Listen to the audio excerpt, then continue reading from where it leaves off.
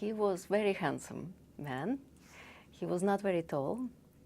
I believe he had gray eyes and a little bit of a reddish hair.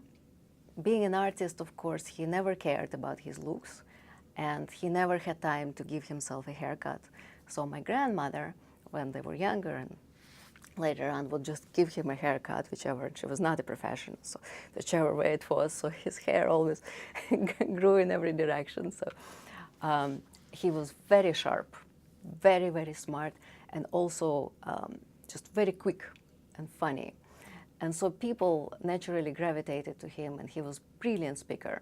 And he had very strong opinions, and he did not keep them to himself. It really took a lot of courage on his part to express the opinions that he had in the Soviet Russia. To this day, people remember, who knew him back in the 60s, would remember how at the formal artist meetings in the Soviet Union, they would discuss Soviet socialism and how people have to do, conforming realist art. And he would lose his temper, and he would get to the podiums, and he would just speak with passion about the corruption in art and about the need to bring art to a more genuine, sincere platform.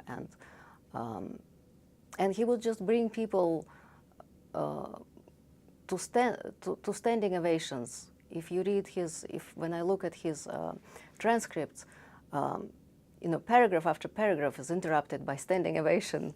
And people, I think he spoke the truth the way many artists felt, that there needs to be diversity in art, truth in art, that art needs to be freed from the kind of oppression of the few powerful individuals.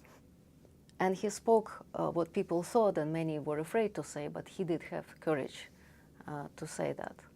And so that was part of his persona, both physical appearance, but also his, temperament persona.